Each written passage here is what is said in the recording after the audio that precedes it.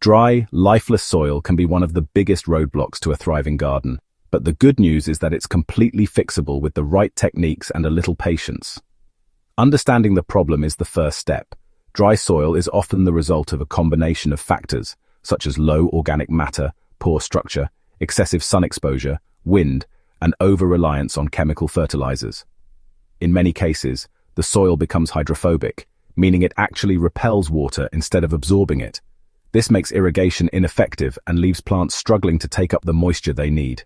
The key to fixing dry soil is not just to wet it temporarily, but to rebuild its capacity to hold water and nutrients naturally, creating a living, breathing foundation for your plants. The cornerstone of restoring dry soil is adding organic matter. Compost is the gold standard.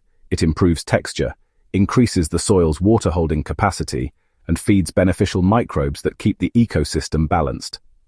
Start by spreading 2 to 3 inches of well-aged compost over the soil surface, then work it in gently with a garden fork.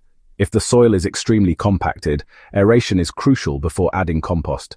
Breaking up the crusty top layer allows water and organic matter to penetrate deeper. Worm castings are another powerful amendment. They add rich nutrients and beneficial microorganisms while enhancing soil structure. For gardeners looking to go the extra mile, mixing in shredded leaves, aged manure, or mushroom compost can provide a diverse range of organic materials, all of which help lock in moisture. Mulching is another non-negotiable step. A thick, insulating layer of mulch acts like a protective blanket over your soil, shielding it from the intense drying effects of sun and wind. Organic mulches, like straw, wood chips, shredded bark, or even grass clippings, gradually break down and further enrich the soil beneath them. Aim for 2 to 4 inches of mulch, keeping it a few inches away from plant stems to prevent rot. In addition to conserving moisture, mulch suppresses weeds, which compete with your crops for water.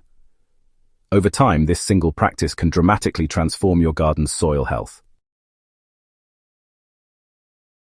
Sometimes the problem isn't just the lack of organic matter, it's the soil's microbiome.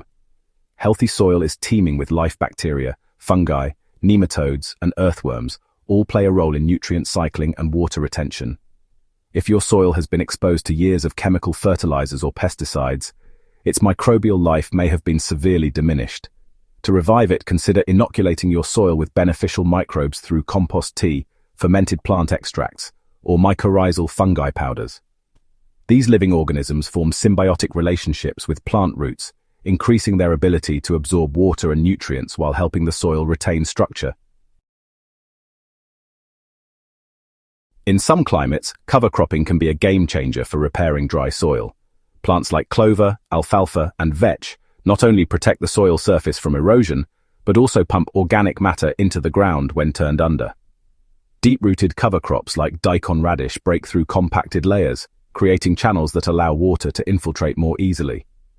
Once the cover crop is cut down and left to decompose, it feeds the soil naturally, helping to build a moisture-retentive structure that benefits future plantings. Watering technique also plays a critical role. If your soil has become hydrophobic, simply spraying water on the surface will do little good. It will run off instead of soaking in. Instead, use slow, deep watering methods.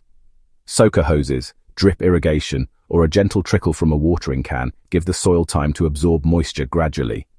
You can also pre-wet extremely dry soil by lightly watering, waiting about 30 minutes, and then watering again more deeply.